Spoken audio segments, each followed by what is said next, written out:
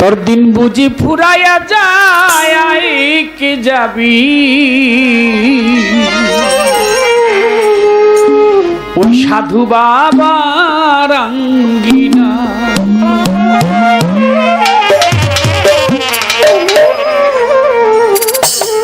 সাধুর আঙ্গিনায় গেলে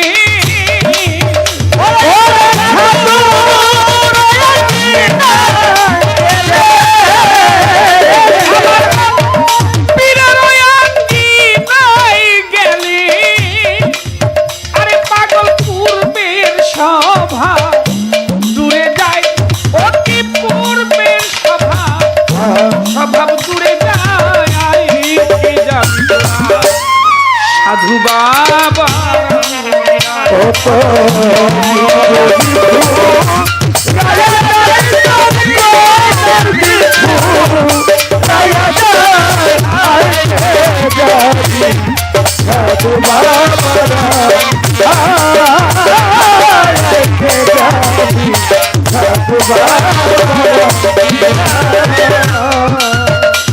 মনরে মনামা আছে সাধুর কাছে পরশমণি জানে তত্ত্ব কেবল সাধু জ্ঞানী মণি ধরা আছে রে মণি মনরে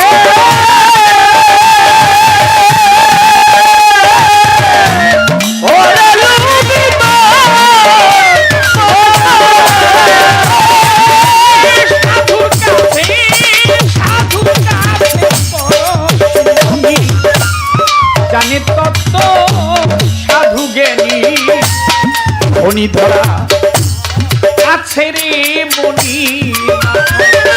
রাখো ধনে ধনী ধনী করে ধনে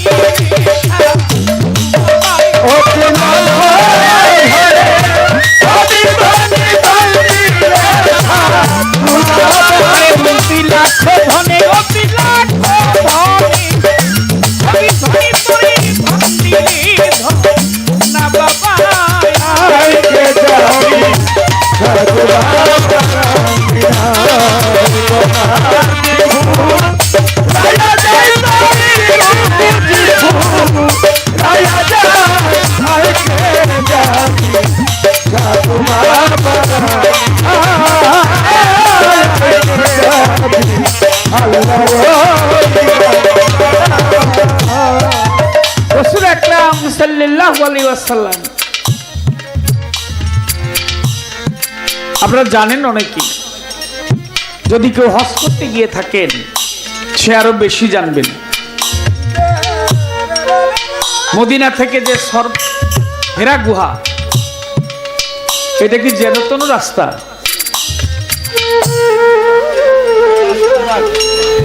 হেরা গুহার যে রাস্তা এটা যে পথটা উপরের দিকে যে উঠতে হয়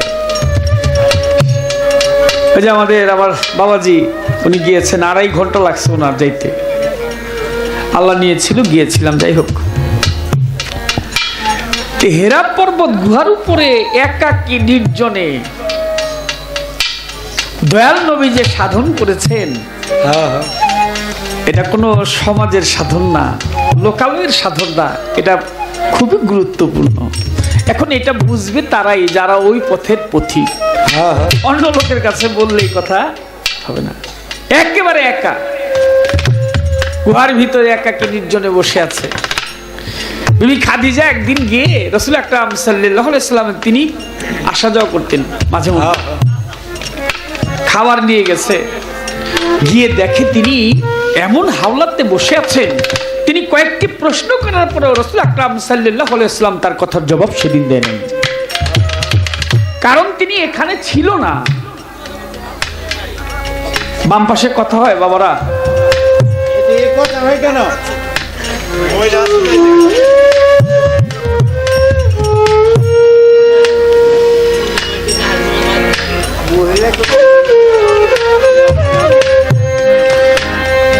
মা গো একটু আস্তে কথা বলেন মা এই যে চাদর মোড়া দেওয়া মা আর শোনোই তো না হালে আছে ওইখান থেকে কথা বললে তো আমার কানে আসে, আমার জন্য একটু সমস্যা। একটু আস্তে আস্তে বললে যেন কান পর্যন্ত না আসে। আমার লাইলি বেগম মনে হয় ওখানে দাঁড়ানো, আপনি একটু খেয়াল দেখেন, কারণ উনি তো অনেক কষ্ট করে আজকের আয়োজন করছে। হ্যাঁ, একটু খেয়াল দেখেন আমাদের দিকে। খাদিজাতুল কুবরা রাসূল আকরাম সাল্লাল্লাহু আলাইহি সাল্লামকে হেরা পর্বত গুহায় তিনি প্রশ্ন করলেন আর তার জবাব দিলেন তিনি পরে এসে। তাহলে এটা এই যে মুখস্থ বিদ্যার সাধন, ওই স্থানটা ওইখানে ছিল না। মাওলানা জালালউদ্দিন রুমি মক্কা কাবার ঘরে গিয়েছে হজ করার জন্য। গিয়ে দেখে কাবা ঘরের দরজা বরাবর পাও দিয়ে এক ব্যক্তি শুয়ে আছে, নাম তার শামস তাবরেজ। মাওলানা জালালউদ্দিন রুমি ওই পাগলকে দেখে বলছে, পাগল তুমি কি জানো না এটা আল্লাহর ঘর, এইদিকে পাও দিয়ে তুমি কেন শুয়ে আছো? এটা আল্লাহর ঘর, এইদিকে পাও দেওয়া ঠিক না, তুমি এইদিকে পাও দিও না, পাওটা ঘুরে দাও। শামস তাবরেজ মাওলানা জালালউদ্দিন রুমিকে দেখে বলছে, এটা আল্লাহর ঘর, এইদিকে পাও দিয়ে আমি শুয়ে আছি, তো তুমি এক কাজ করো, আমার পাওটা অন্যদিকে ঘুরে দাও যেদিকে আল্লাহ নাই।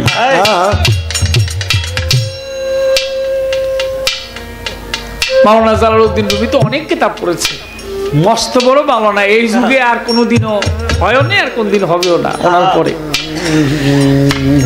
তো উনি ভাবে যে সারা জীবন তো বললাম আলাকুল্লে শাইন কাদির আলাকুল্লে শাইন মহিত, আল্লাহ বলে আমি ফুলে ফলে গন্ধে অনলে অনিলে, এমন কোন জায়গা নাই আমি আল্লাহ নাই, আল্লাহ সব জায়গায় বিরাজিত। এই আসরে আমরা আল্লাহকে হয়তো আমি দেখি না, আমরা দেখি না সাধারণ যারা, কিন্তু আল্লাহ তো আমাদেরকে দেখে, এটা তো সত্য। আল্লাহ আমাদেরকে দেখতেছে না, আমরা হয়তো আল্লাহর কথা শুনি না, আমি শুনি না, কিন্তু সে তো আমার কথা শুনতেছে, আমি কি বলতেছি। ওই রকম লোক যারা, অবশেষে মাওলানা জালালউদ্দিন রুমি তিনি শামস তাবরেজের কাছে বায়াত গ্রহণ করেছিল, এবং শামস তাবরেজ মাওলানা জালালউদ্দিন রুমিকে বলেছিল, তুমি যে কাগজে কলমে বিদ্যা শিক্ষা অর্জন করেছো, এটা তুমি যতক্ষণ পর্যন্ত ত্যাগ না করবে ততক্ষণ পর্যন্ত আমার বিদ্যা, ঐশী বিদ্যা তুমি অর্জন করতে পারবে। তাই তুমি বহির্জগতের যে বিদ্যা এটা ভিন্ন বিষয়, আর খোদা প্রদত্ত আল্লাহ প্রদত্ত যে বিদ্যা এটা আবার ভিন্ন বিষয়। তাই একজন সাধুর কাছে, কামেল গুরুর কাছে, একজন এরকম অলিয়া উলিয়ার সংস্পর্শ যদি আপনি পান, এই বহির্জগতের যা কিছু আছে সমস্ত কিছু দেখবেন মিশে গেছে। সে যা বিদ্যা দিবে সেই বিদ্যা হচ্ছে স্রষ্টা পাওয়ার রাস্তা, স্রষ্টার দর্শন। তাই বলা হয়েছে মন আরাফা নাফসাহু ফাকাদ আরাফা রাব্বাহু। তুমি তোমার নফসকে, দেহটাকে, তোমাকে তুমি একটু চেনার চেষ্টা করো, তুমি তোমাকে চিনলে তোমার রবকে চিনবে। আর এটা চেনার জন্য তোমাকে যেতে হবে একজন কামেল মুর্শিদের কাছে। মনরে মন কামক্রোধ ছয় রিপু তারা, তোমার চতুর্দিকে কাঁটায় ঘেরায় আছে, মায়ায় ঘেরা তোমার কাম নদীর কানায়। মনরে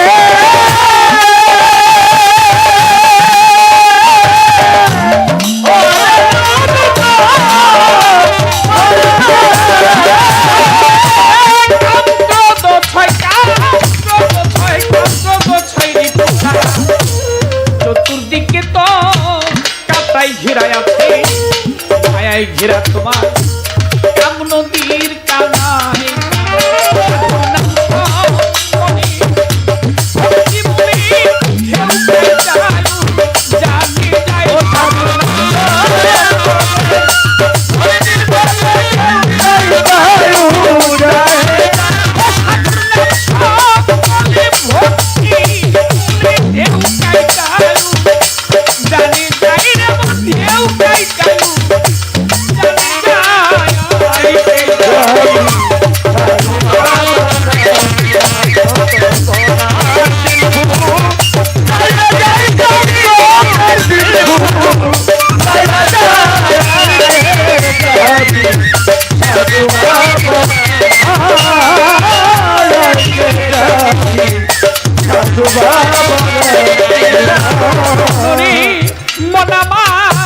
দ্রোণাচার্য কৃপা শিখাইলেন অর্জুনের, সে মৎস্য শিকার করেছে গুরু পায়।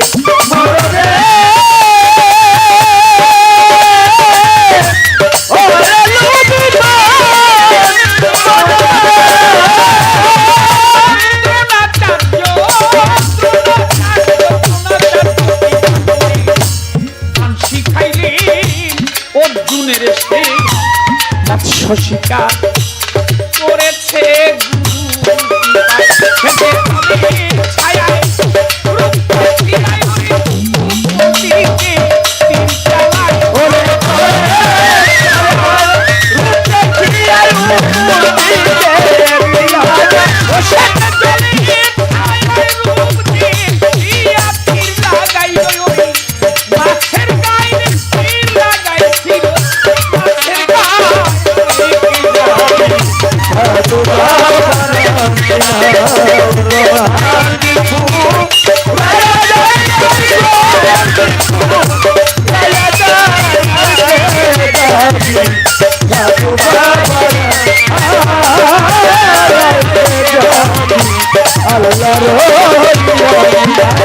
মনরে মন এখনো তো সময় আছে, চলো যাই একজন কামিল পীরের কাছে।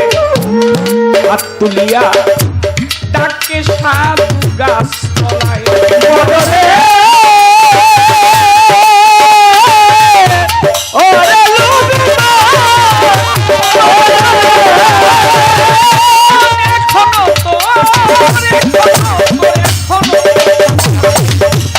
চলো যাই একজন পীরের কাছে।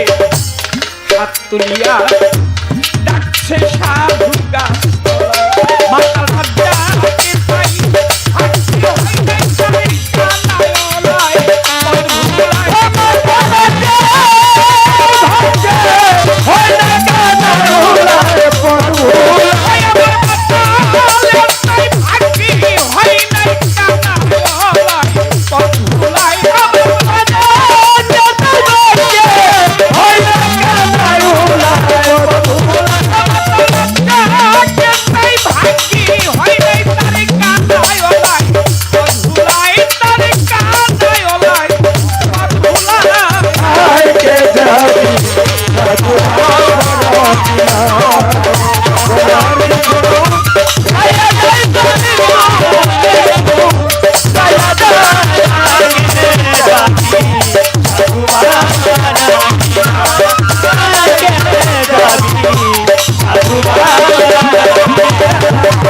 প্রীতি তারাই তারাই জানে গো ভাবে প্রীতি, প্রীতি তারাই তারাই জানে গো ভাবের প্রীতি,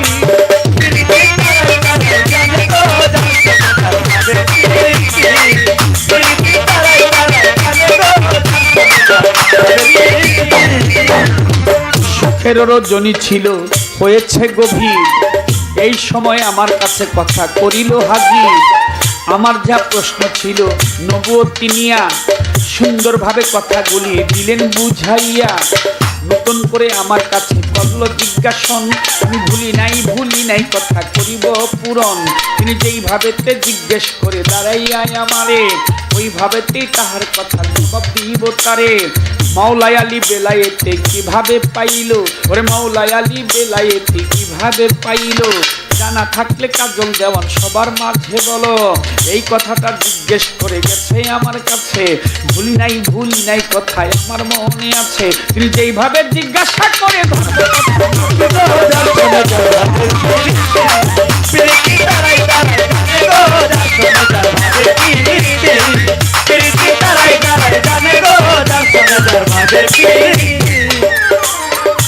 আলী করিমুল্লাহ ওয়াজহু বেলায়েতি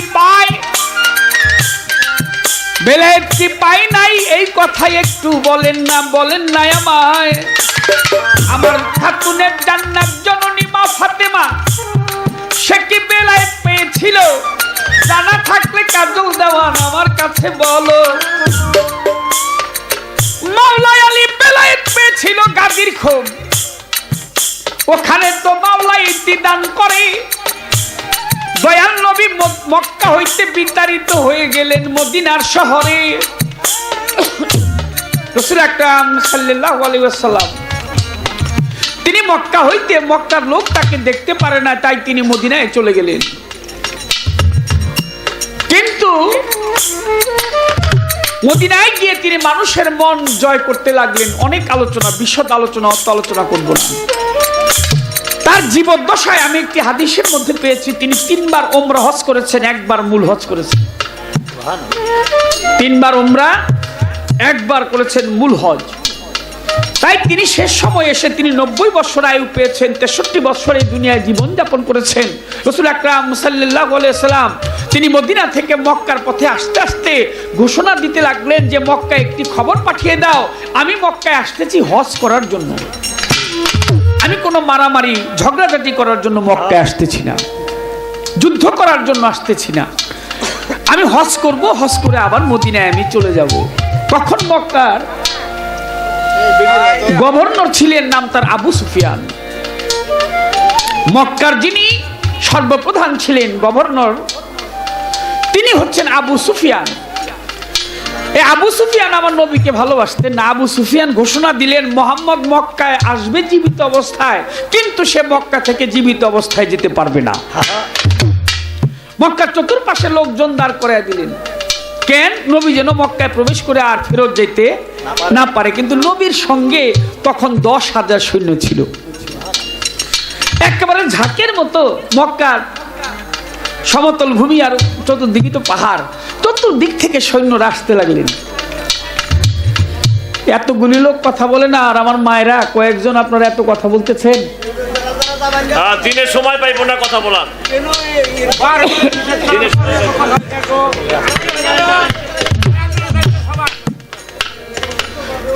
মা তো মাই, তাই না? আপনারা তো আমার মা, আমার তো মা নাই।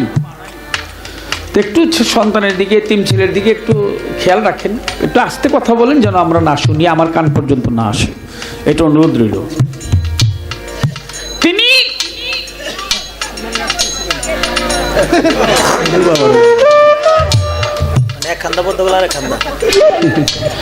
এতক্ষণ কিন্তু মা কইছে, আমি কিন্তু মা কমু না, খালা কমু কিন্তু কইলাম।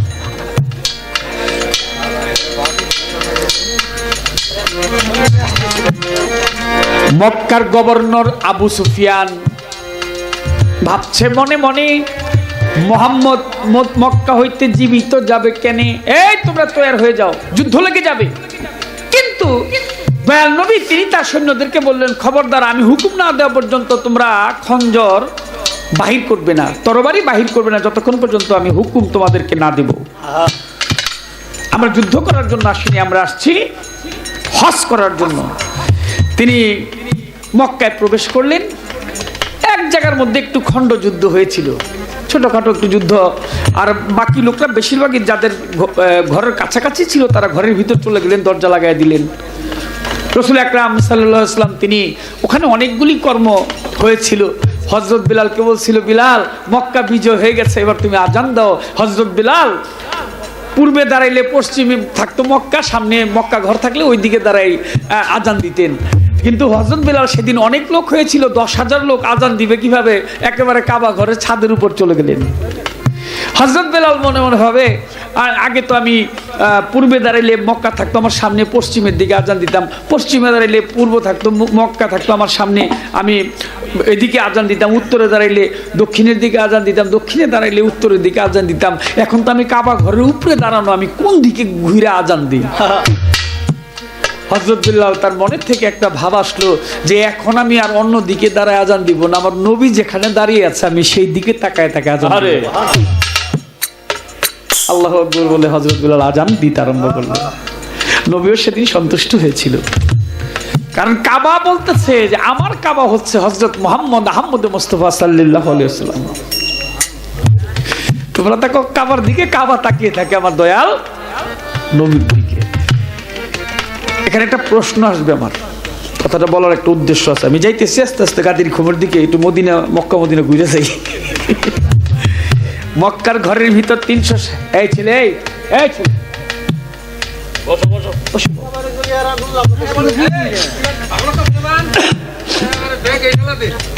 আমি যদি বারবার এরকম করি তো আমার গান গাওয়া হবে নাকি, খেয়াল রাখতে হবে আপনাদের। কাবা ঘরের ভিতর 360টি মূর্তি ছিল, সব মূর্তিগুলা ভাঙতে লাগলো। দয়াল নবী তার সাথে যারা ছিল,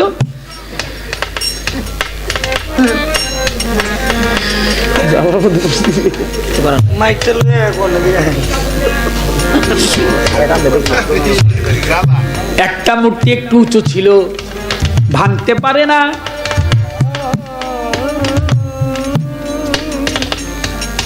দয়াল নবী হযরত আলীকে ডেকে বললেন তখন, আলী এই মূর্তিটাকে কিভাবে ভাঙা যায়? এটা তো একটু বড় উঁচু, এটা ভাঙবো কিভাবে? হযরত আলী কারামাল্লাহু ওয়াজহু বললেন দয়াল নবীকে, নবী এক কাজ করেন, আপনি আমার কাঁধের উপর চড়েন, চইরা তারপর এটা ভাঙেন, এটার মাথা মতো নাট বল্টু যা আছে ছুটান।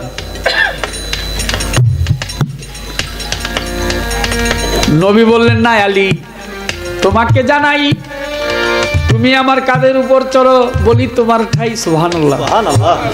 তুমি আমার কাঁধের উপর চড়ো, চড়ে তুমি এটা সবকিছু ছুটাও, ভাঙো। আমি একটু জানতে চাবো, নবুয়তের পক্ষে আপনি আলোচনা করতেছেন, মাওলা আলীকে সেদিন দয়াল নবী কাঁধের উপর চড়াইলেন, নবী হইল গুরু, আলী হইল ভক্ত, আরে। ভক্ত কি গুরুর কাঁধে চড়তে পারে?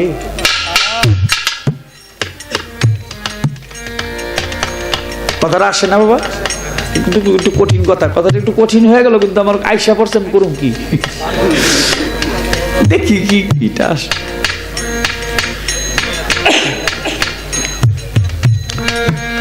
অবশেষে তিনি মক্কার কার্য শেষ করে, হজের কার্য শেষ করে তিনি আবার মদিনার পথে রওনা হলেন।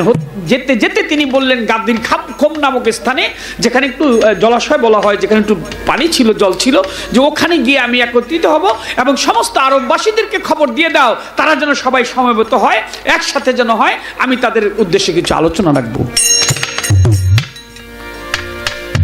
উটের উপর মঞ্চ করে, উটের গদি দিয়ে সেখানে দাঁড়িয়ে দয়াল নবী আরম্ভ করলেন, আলোচনা আরম্ভ করলেন। তবে আলোচনা করার আগে তিনি উটের উপর টেনে আনলেন ইমাম হাসান আলাইহিস সালামকে, ইমাম হোসেন আলাইহিস সালামকে, খাতুনে জান্নাত জননী মা ফাতেমা জগৎজননীকে নিয়ে আসলেন, মাওলা আলী হযরত আলী কারামাল্লাহু ওয়াজহুকে। তারা চারজন, দয়াল নবীকে নিয়ে পাঁচজন, এই পাঁচজন একটা চাদর দিয়ে কিছুক্ষণ ঢেকে রইলেন। ঢেকে থেকে তারপর চাদরটা উন্মুক্ত করে বলতে লাগলেন, আমরা 5 জন অবিচ্ছিন্ন ছিলাম, আসি, থাকবো, আমাদের আবার দেখা হবে হাউজে কাউসারে। সুবহানাল্লাহ। সেদিন আলী কারামাল্লাহু ওয়াজহুর হাত ধরে বলেছিলেন, আনা মদিনাতুল ইলমি আলী ওয়া ইবনে বাবুহা, আমি এলেমের একটা সুরক্ষিত নগরী, আর আলী হচ্ছে সেই নগরের দরজা। তোমরা যদি কেউ এলেমের শহরে প্রবেশ করতে চাও, তবে হযরত আলীকে সেই শহরের দরজা বানাও। দয়াল নবী কথাগুলি সবাই সেদিন, হযরত আবু বকর সিদ্দিক, হযরত ওসমান গনি, হযরত ওমর কাজী, যারা ছিলেন সাহাবারা, সবাই সেদিন এক বাক্যে মাওলা আলীকে তারা স্বীকার করেছিলেন। নবী বলছিল যে আমি যার মাওলা, মাওলা শব্দের অর্থ হল অভিভাবক, আমি যার মাওলা, আলীও তার মাওলা। তো এখানে তো চাদরের ভিতর কি হয়েছে এটা একমাত্র 5 জনই জানে, তো বলা সম্ভব না। তার প্রশ্নটা হলো, এবার একটু বলেন, সেখানে তো মাওলাইতি দান করলেন, বেলায়েত দান করলেন কবে? এর আছে একটা ঘটনা। পাহাড় একটা ছিল, নাম তার বাবুল পাহাড়। একদিন দয়াল নবী শুনবেন সমাচার, দয়াল নবী তিনি 90 মতান্তরে 96,000 কালাম কথা আল্লাহর দরবার থেকে পেয়েছিলেন, যার 30,000 হইল শরীয়তে প্রকাশ, যে কথাগুলি কোরআন শরীফের মাধ্যমে আল্লাহ পাক নবীকে জিবরাইলের মারফতে দিয়েছেন, এটা সমাজে প্রকাশ করেছে, যেটা কোরআন শরীফ হিসেবে মহা পাঠ্য পুস্তক হিসেবে আমাদের মাঝে ধর্মের বিধান হিসাবে আল্লাহ পাক দিয়েছেন। আর 60,000 হলো গোপন, আর 60,000-এর মধ্যে আরো 6,000 হলো গোপনেরও গোপন। আবু হুরায়রা রাদিয়াল্লাহু তাআলা আনহু তিনি বলেছেন, আমি নবী থেকে 2 প্রকারের ইলম শিক্ষা গ্রহণ করেছি, তথা এক প্রকারের ইলম আমি সমাজে প্রকাশ করলাম, আরেক প্রকারের ইলম আমি যদি প্রকাশ করতে যাই, আমি আবু হুরায়রার শিরচ্ছেদ করা হবে। মাওলা আলী হযরত আলী কারামাল্লাহু ওয়াজহু তিনিও বলছে, আমিও নবী থেকে 2 প্রকারের ইলম শিক্ষা গ্রহণ করেছি, এক প্রকারের ইলম প্রকাশ করলাম, আরেক প্রকারের ইলম গোপন রাখলাম। গোপন ইলমটা বললে আমাকে লোকে মন্দ বলবে বা আমারও শিরচ্ছেদ করা হবে, তাই ওটা গোপনের ভেদ, এটা গোপনই বলতে হয়। অনেক কথা আছে যেটা একজন বলবে আরেকজন শুনবে, 3 জন হইলেই পরে সমস্যা, কারণ সেই লোকটা হয়তো নাও বুঝতে পারে। রাসূল আকরাম সাল্লাল্লাহু আলাইহি ওয়াসাল্লাম তিনি এই যে কালামগুলি এনেছিলেন, এই যে গোপন ভেদ এনেছিলেন, এই কথাগুলি তিনি 30,000 তো প্রকাশ করেছেন সাহাবাদের মাধ্যমে। সর্বপ্রথম তিনি চলে গেলেন হযরত আবু বকর সিদ্দিক রাদিয়াল্লাহু তাআলা আনহুর বাড়িতে। আবু বকর সিদ্দিককে গিয়ে বললেন, আবু বকর, আমি তোমাকে এই 60,000 আরো 6,000 গোপন কথা আছে, আলোচনা আছে, এটা তোমাকে আমি দিতে চাই, তুমি নিতে পারবা? সেদিন হযরত আবু বকর সিদ্দিক রাদিয়াল্লাহু তাআলা আনহু তিনি বলছিলেন, নবী গো, 30,000 যে শরীয়তের কথা আলোচনা, যে মহা পাঠ্যপুস্তক যে কোরআন শরীফ দিয়েছেন, এর পুঙ্খানুপুঙ্খানুভাবে এটাই তো আমার জন্য কঠিন হয়ে দাঁড়ায়। আমি আবার ওই গোপন ভেদরা নিব কিভাবে? আমার দ্বারা সম্ভব না। চলে গেলেন দয়াল নবী হযরত ওমর কাজীর বাড়ি। ওমর কাজী ডাক শুনিয়া আসলেন তাড়াতাড়ি। নবী বলে, ওমর কাজী, আমি তোমাকে জানাই, গোপন বস্তু তোমার কাছে আমি দিতে চাই। হযরত ওমর কাজী তখন করে দিল মানা, আমার দ্বারা হবে না সম্ভব, শোনেন দিনের দেওয়ানা। কথা শুনে নবী গেল ওসমান গনির ঘরে। ওসমান গনি আসলে যখন নবীর দুয়ারে, আরে ওসমান গনির দুয়ারে যায় আমার নবী মোস্তফায়। ওসমান গনি আইসা তখন সামনে দাঁড়ায়। আমার নবী বলে, ওসমান গনি, তোমারে দেই কইয়া, আরে গোপন কিছু ভেদ আছে, নিবানি কি মিয়া? ওসমান গনি বলে তখন, দয়াল নবীর ভাই, আমি নিতে পারবো না নবী, আপনাকে জানাই। এই কথা শুনিয়া গেল হযরত আলীর জেঠায়। হযরত আলী যেথায় ছিল সেথায় চলে গেল। ওরে হযরত আলীর কাছে যখন দয়াল নবী গেল, আলী আলী বলে নবী ডাকিতে লাগিল। ডাক শুনিয়া হযরত আলী নবীর কাছে আসে, কারণ নবীকে তো হযরত আলী বেশি ভালোবাসে, তার প্রাণের চাইতে ভালোবাসে, সবারে জানাই। আমার নবী বলে, ওরে আলী, বলি তোমার ভাই, আমার গোপন কিছু ভেদ আছে, দিব যে তোমারে।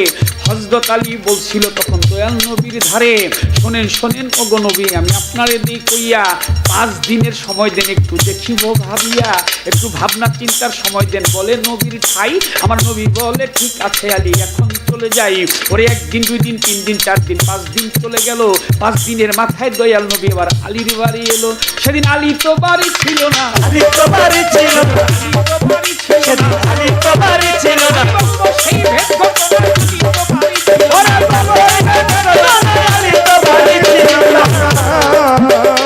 খাতুনে জান্নাত জননী মা ফাতেমা দয়াল নবীর সামনে আসে।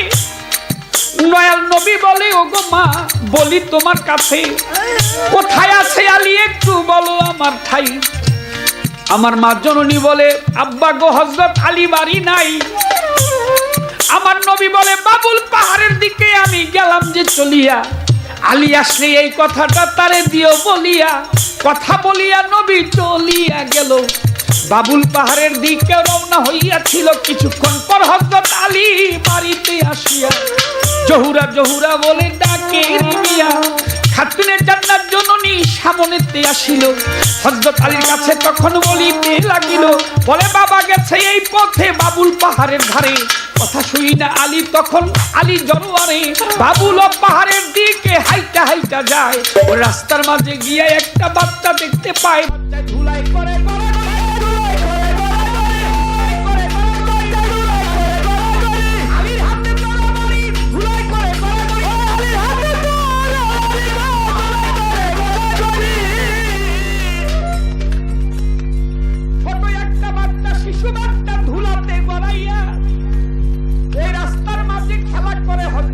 দেখে চাইয়া। এই বাচ্চা সামন দিয়ে আলী যখন যায়, ডাক দিয়ে বলে তখন ছোট্ট বাচ্চায়, আলী যাও তুমি কোথায় যাবে?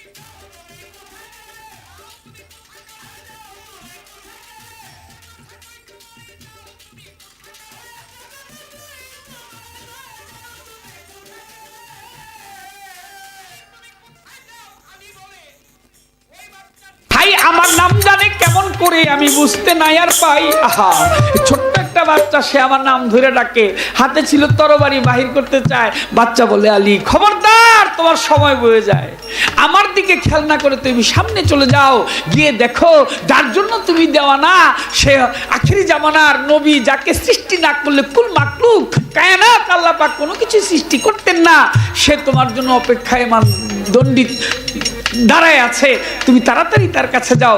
মাওলা আলী সেখানে আর দেরি করলেন না, চলে গেলেন পাহাড়ের কাছাকাছি। গিয়ে দেখে দয়াল নবী দাঁড়িয়ে আছে।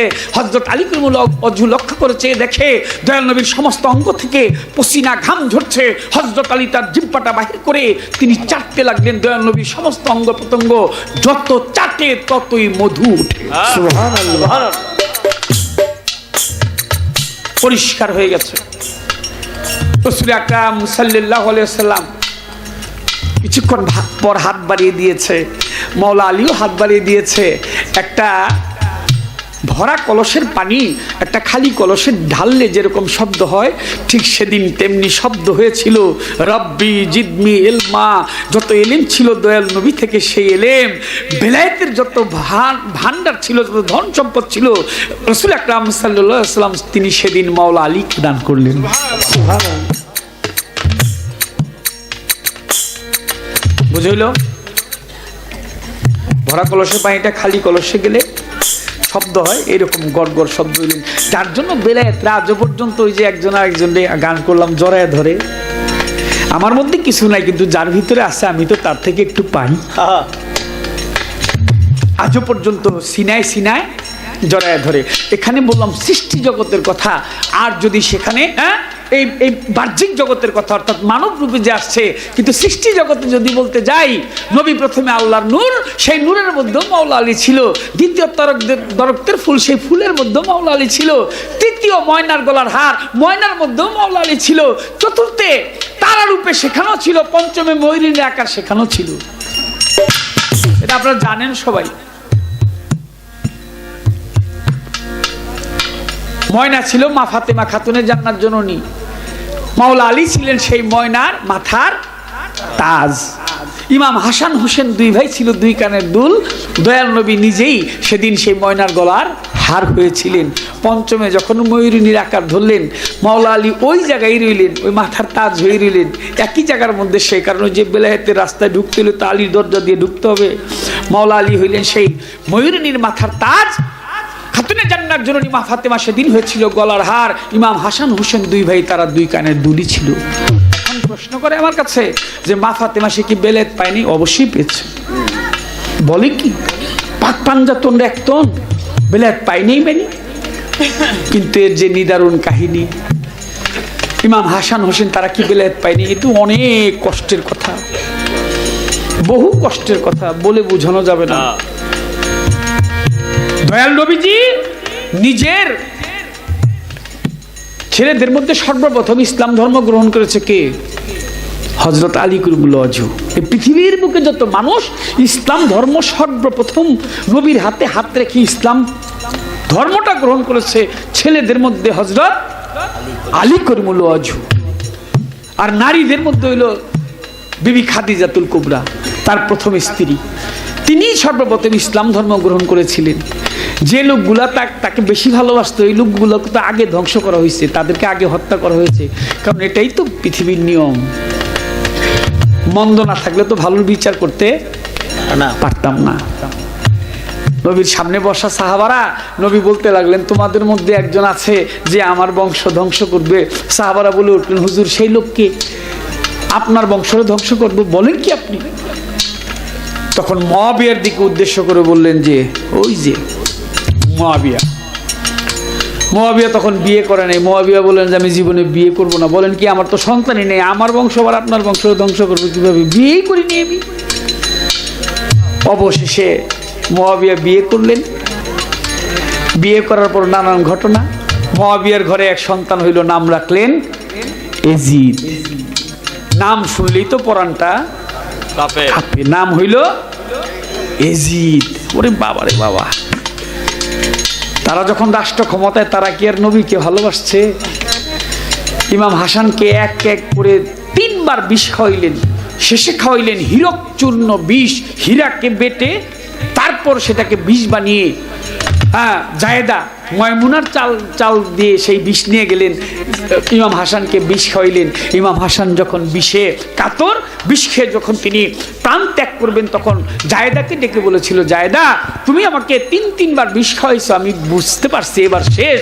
তুমি আমাকে বিষ খাইয়েছো সত্য, কিন্তু আমি কথা দিচ্ছি আমি যেদিন জান্নাতে যাব সেদিন তোমাকে ছাড়া আমি জান্নাতে যাব না।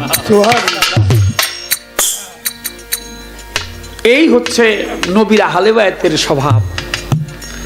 ইমাম হোসেনকে যখন কারবালা প্রান্তরে এজিদ ঘোষণা দিল যে ইমাম হোসেনের কল্লাটা কাইটা নিয়ে আসো, আমরা আসরের নামাজ পড়ুম এক জামাতে দাঁড়ায়া। তারাও নামাজ পড়তো, তাদের মুখে দাড়ি, মাথায় টুপি, সুন্নতের লেবাস।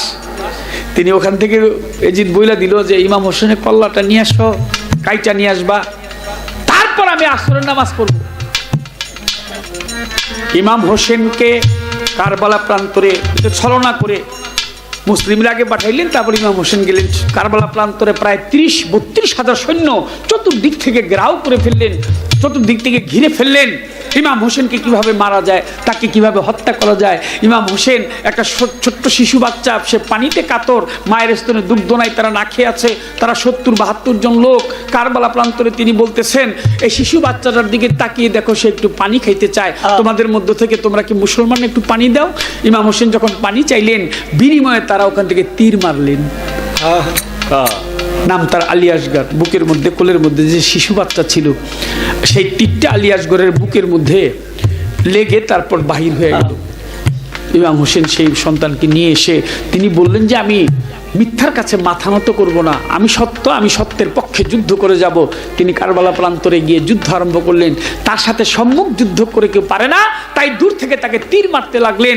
একে একে শত শত তীর তাকে, তার গায়ের মধ্যে যখন তীর মারতে লাগলেন, তিনি তীর বিদ্ধ হয়ে তিনি একসময় ধরাশায়ী হয়ে গেলেন।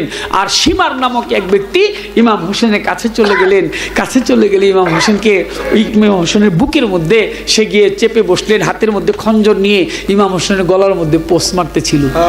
ইমাম হোসেন ডাক দিয়ে বলে, ভাই তুমি এক কাজ করো, তুমি যে আমার গলার মধ্যে পোষ মারতেছো, তোমার কাছে কয়েকটা বিষয় আমার জানার আছে, একটু জানাবে কিনা। বলে কি জানতে চাও?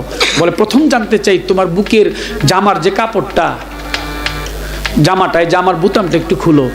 বুতাম যখন খুলছে, লক্ষ্য করেছে, দেখে তার বুকের মধ্যে পশম নাই। ইমাম হোসেন আক্ষেপ করে বলেছিল, আমার নানু ভাই বলছে আমাকে যে মারবে তার বুকে নাকি পশম থাকবে না। তোমার নাম কি? বলে সীমার। বলে তুমি আমাকে মারতে পারবা, তবে তুমি যেই খঞ্জর দিয়ে আমাকে পচাইতেছো, এই খঞ্জর দিয়ে পচাইলে তুমি আমাকে কাটতে পারবা না। তুমি যে জায়গাটা পোষ মারতেছো এখানটা আমার কাটবে না। কারণ হচ্ছে কি, আমার নানু ভাই তার পবিত্র ঠোঁট দিয়ে আমাকে এখানে চুম্বন করেছিল। সুবহানাল্লাহ। আমার গায়ের এমন কোনো জায়গা নেই আমার নানু ভাই আমাকে চুম্বন দেয় নাই। যে জায়গায় আমার নানু ভাই চুমু দিয়েছে, ওখানে যদি তুমি তরবারি দিয়ে তোমার খঞ্জর দিয়ে কাটতে চাও, কাটতে পারবে না। কারণ তোমার খঞ্জরের চাইতে আমার নানু ভাইয়ের চুমোর ধার অনেক বেশি। তুমি হলকুমের একটু পরে ছুরিটা চালায় দাও ভাই। আমি মুসলমান, কথা দিচ্ছি, আমি যখন জান্নাতে যাব, তুমি যদি আমার কথাটুকু রাখো, আমি জান্নাতে যাওয়ার সময় তোমার সহ জান্নাতে নিয়ে যাব। এই হচ্ছে আহলে বায়াত, এই হচ্ছে পাক পাঞ্জাতনের স্বভাব। আর ঠিক ইমাম হোসেনের কল্লাটা কেটে পবিত্র দাড়ি মোবারকের মধ্যে ধরে তারপর নিয়ে গেলেন সে এজিদের দামেস্কের শহরে। এজিদ সেখানে বসে আছে। কল্লাটা যখন নিয়ে গেলেন,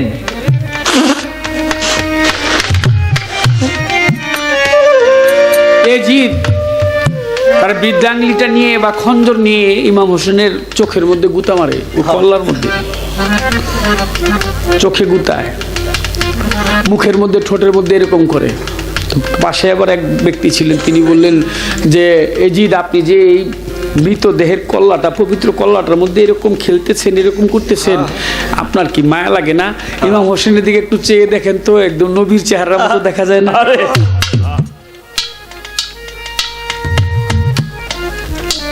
এই যদি আপনি কি চিনতে পারেন নাই কে? নবীকে দেখতে যেরকম ইমাম হোসেনকে দেখতে সেরকমই দেখা গেছে।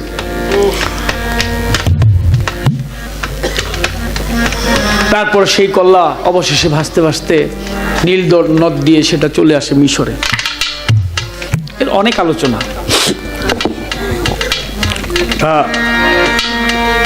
এই হচ্ছে ইসলামের ইতিহাস। আরো ব্যথিত, আরো ব্যথা, তারা অবশ্যই বেলায়েত প্রাপ্ত হয়েছিলেন। তারা যদি থাকতো তাহলে তো এই যে বর্তমান যে বিশ্বের অবস্থা এরকম হইতো না। পৃথিবীর যে অবস্থা, সৌদি আরবে গিয়ে দেখেন, আমি মাঝে মধ্যে ফেসবুকে দেখি, আল্লাহ নিছিল গেছিলামও, এরা যে খাবার প্রতিদিন ফেলে দেয়, এই খাবার যদি পৃথিবীর অন্য মানুষকে দেওয়া হইতো, যে সুদানের মধ্যে কত মুসলমানরা না খেয়ে মরে, আফ্রিকার বিভিন্ন দেশে, এরা যেটা ফেলে দেয় ওইটাও যদি দিয়ে দিত তাইলে তো ইয়েমেন শহরকে দল নয় বেশি ভালোবাসতেন, সেই ইয়েমেনের উপর বারবার আঘাত করা হচ্ছে। যে ইয়েমেন শহরে আশেকে রাসূল হযরত ওয়াইস করনি, যিনি দয়াল নবীর একেবারে কাছের যে ভালোবাসতেন, না দেখে যে যার সাথে প্রেম করা হয়েছিল, আমরা তো বলি দেখা দেখির মাঝে প্রেম, আর আশেকে রাসূল হযরত ওয়াইস করনি দয়াল নবীকে চন্দ্র চোখে দেখেই নেই, স্বপ্নে দেখে একদিন পাগল হয়ে গেছে। খারাপ লাগতেছে আপনাদের কাছে মনে হয়? তাহলে জান্নাতুল বাকি যে স্থানটা, একটু ইউটিউবে আপনারা ফেসবুকে খেয়াল করে দেখবেন, জান্নাতুল বাকিতে মা ফাতেমা বাড়ি তো মদিনাতে, এই সার গেছে তো ওহুদ পাহাড়ের থেকে অল্প একটু দূরেই তো খাতুনে জান্নার জন্য মা ফাতেমার বাড়ি, ওখানে যারা পর্যটক যায় তাদেরকে দেখায়। তো ওখানে গেলে ওই আপনারা দেখবেন যে জান্নাতুল যে বাকি, এখানে মা ফাতেমার পবিত্র মাজার শরীফ ছিল, রওজা শরীফ ছিল অনেকগুলি, এগুলা সব বুলডোজার দিয়ে ভাঙ্গা মুসলিয়া সমান করে ফেলছে। তারা কারা? তারা কিন্তু হিন্দু না, বৌদ্ধ না, খ্রিস্টান না, তারাও মুসলমান। আসলে কি তারা মুসলমান? তারা নামে মুসলমান, অন্তরে মুসলমান হইতে পারে না। রাসূল আকরাম সাল্লাল্লাহু আলাইহি ওয়াসাল্লাম তিনি বাইতুল মুকাদ্দাসের দিকে নামাজ পড়তেছিলেন, 2 রাকাত নামাজ পড়া তার শেষ হয়ে গেছে। এমত অবস্থায় আল্লাহ পাক হুকুম দিলেন, হে হাবিব, আপনি বাইতুল মুকাদ্দাস থেকে এবার কাবা বরাবর দাঁড়িয়ে নামাজ পড়তে থাকেন। দয়াল নবী বাকি 2 রাকাত নামাজ তিনি কাবা বরাবর দাঁড়িয়ে নামাজ আদায় করলেন। কিন্তু কিছু লোক নবীর পিছনে, যারা নবীকে ভালোবাসেন, তারা ওই বাইতুল মুকাদ্দাসে সিজদা না করে কাবা বরাবর নবী যেহেতু দাঁড়াইছে তারাও দাঁড়ায় গেলেন। সুবহানাল্লাহ। আর কেউ কেউ ভাবলেন আমরা নামাজ পড়ি বাইতুল মুকাদ্দাসের দিকে, আমরা এই দিকেই নামাজ পড়ব, আমরা কেন নবীর পিছনে অন্যদিকে ঘুরুম, কাবা বরাবর ঘুরুম? তারা ঘুরলেন না, তারা বাইতুল মুকাদ্দাসের দিকে নামাজ পড়তে লাগলেন। আল্লাহ পাক নামাজ শেষ হয়ে গেলে আমার নবীকে ঘোষণা দিলেন, শুনাইলেন, হে রাসূল, যারা আপনাকে ভালোবেসে আপনার সাথে বাইতুল মুকাদ্দাস থেকে কাবা বরাবর ঘুরে দাঁড়াইলো, তারাই খাঁটি মুসলমান, আপনার খাঁটি উম্মত। আর যারা অন্তরে আপনাকে ভালোবাসে না, মুখে মুখে তারা মুসলমান, তারা কেবল আপনাকে হত্যা করার জন্য, ইসলামকে ডিভাইডেড করার জন্য, ভিন্ন পথে নেওয়ার জন্য আপনাকে ভালোবাসে, মূলত পক্ষে অন্তর দিয়ে আপনাকে ভালোবাসে না। এর জন্য তারা বাইতুল মুকাদ্দাসের দিকেই নামাজ পড়লো, তারা কাবা বরাবর ঘুরে দাঁড়াইলো না। বাছট হয়ে গেল কাফের আর মুসলমান, মুমিন আর কাফেরের মধ্যে বাছট হয়ে গেছে। তাই 2 রাকাত নামাজের মাধ্যমে আল্লাহ পাক দেখাই দিলেন, 2 রাকাত পড়লেন বাইতুল মুকাদ্দাস আর 2 রাকাত পড়লেন কাবা বরাবর। এখন পর্যন্ত ওই লোকগুলো আছে যারা ওই পৃথিবীর বিভিন্ন দেশের চাল চেলে বাংলাদেশের সাধারণ মানুষদেরকে হয়রানি করতেছে। মোহাম্মদী ইসলাম তো অনেক সুন্দর, অনেক মজার। ইসলামের মধ্যে কোনো বৈষম্য নাই। নবী বলছে, আমি যা খাই তোমাদেরকে তা খাওয়াবো। নিজে না খেয়ে তার উম্মতদেরকে খাইয়েছেন, নিজে সারা জীবন বলেছেন ইয়ম্মতি ইয়ম্মতি ইয়ম্মতি। মাওলা আলীকে দিয়েছেন, তিনি সর্বপ্রথম নবীর হাতে হাত রেখে বায়াত গ্রহণ করেছেন, নবীর ইসলাম ধর্ম গ্রহণ করেছেন। এখন তারা চিন্তা করে দেখে, যদি এই পথে যাই তাহলে তো হয়ে যায়। আবু হুরায়রা পেয়েছে বেলায়েত, সালমান ফার্সি সে বেলায়েত পেয়েছে নবী থেকে। এই লোকগুলা যারা নবীকে ভালোবাসতো তাদেরকে দূরে সরায় দিয়া, ওই যে আবু জেহেলের লোকের তো আগে থেকেই ঝগড়া, আবু সুফিয়ান, উতবা, সাইবা, আবু লাহাব, এই গোষ্ঠীটা যারা ছিল এখন পর্যন্ত তারাই সেই রাষ্ট্র ক্ষমতায় আছে, তারাই দেশ চালাইতেছে, তারাই এই আমরা ইসলামের মধ্যে মারামারি কাটাকাটি লাগায়, খুনাখুনি লাগায় রাখছে। এখন বলল কথা আশেকে রাসূল হযরত ওয়াইস করুনি। দেখেন, আশেকে রাসূল হযরত ওয়াইস করুনি